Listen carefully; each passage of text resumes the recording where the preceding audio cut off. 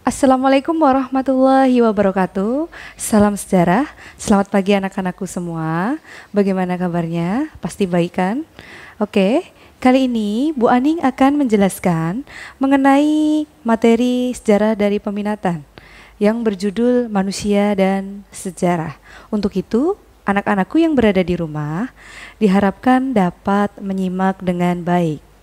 Oke, pada kesempatan kali ini Bu Aning akan menayangkan dan menjabarkan materi manusia dan sejarah. Manusia dan sejarah. Kita masuk yang pertama dari pengertian sejarah. Pengertian sejarah itu didefinisikan dari beberapa bahasa, antara lain.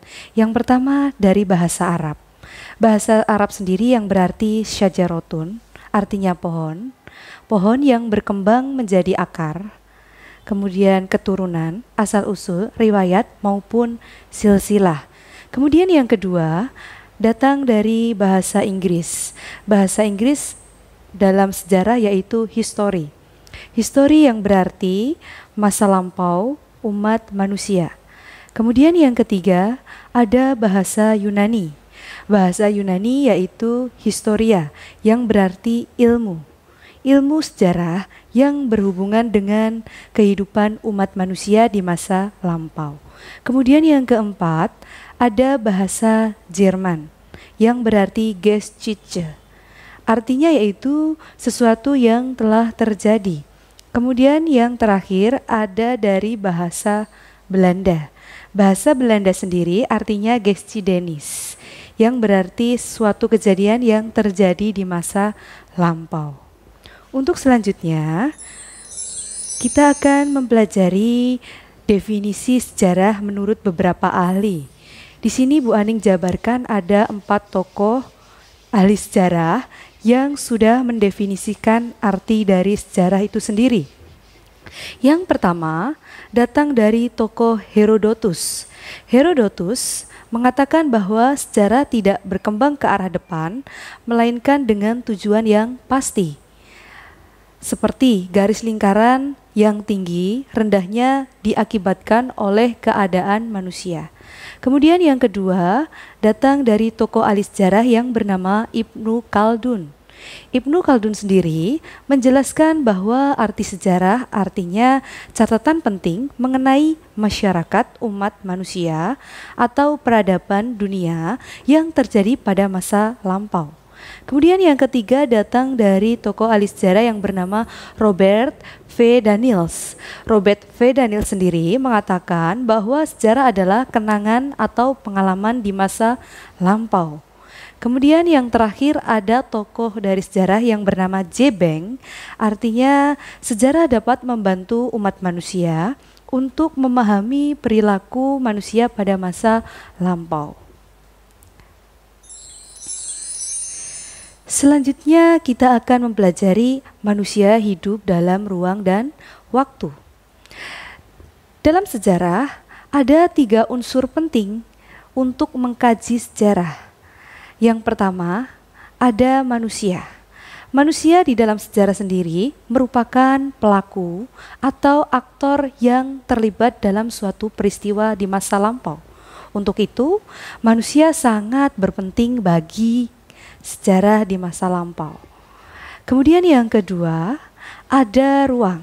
Ruang sendiri dalam bahasa Inggris artinya space atau tempat. Ruang sendiri sangat berpengaruh bagi sejarah atau sangat penting bagi sejarah.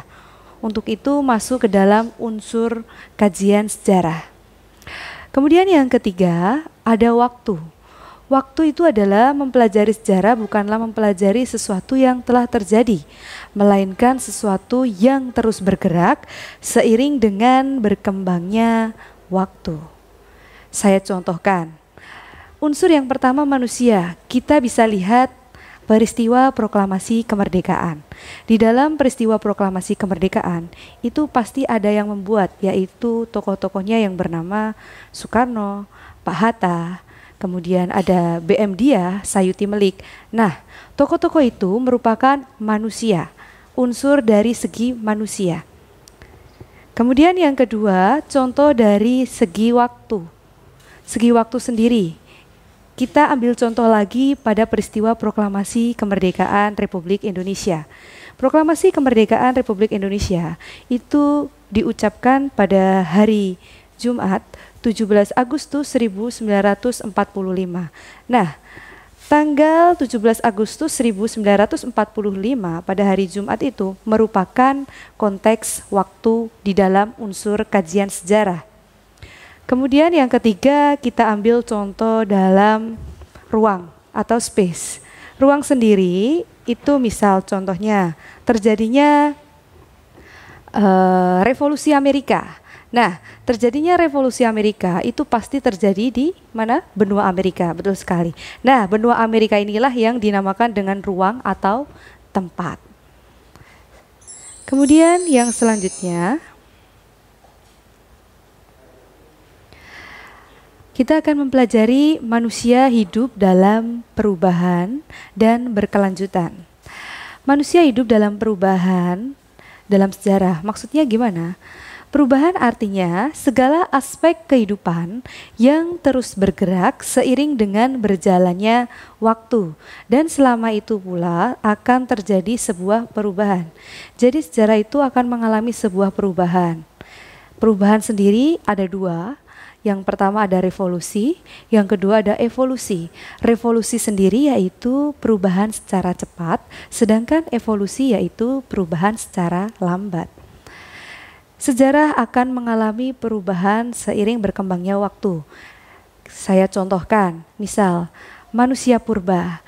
Manusia purba yang awalnya hidup nomaden, berkembang waktu berubah menjadi hidup menetap karena mereka sudah mengenal peralatan-peralatan yang lebih canggih.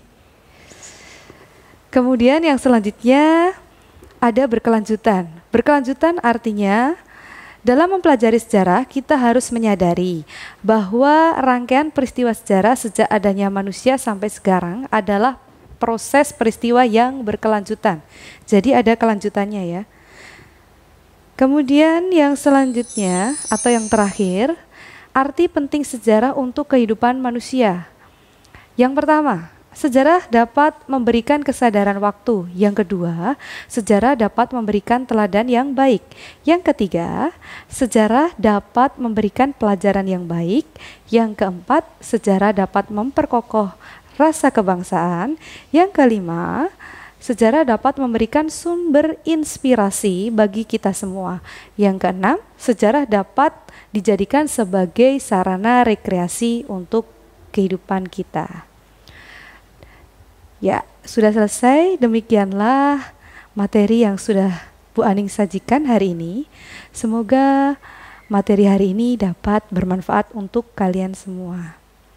Sebelum Bu Aning menutup materi hari ini, tokoh sejarah yang bernama Arnold J. Toynbee mengatakan, mempelajari sejarah pada masa lampau akan membuat kita bisa membangun masa depan. Tetap semangat dan tetap tersenyum. Jangan lupa belajar sejarah, karena belajar sejarah tidak akan membuatmu rugi. Sampai berjumpa kembali di video pembelajaran selanjutnya. Assalamualaikum warahmatullahi wabarakatuh.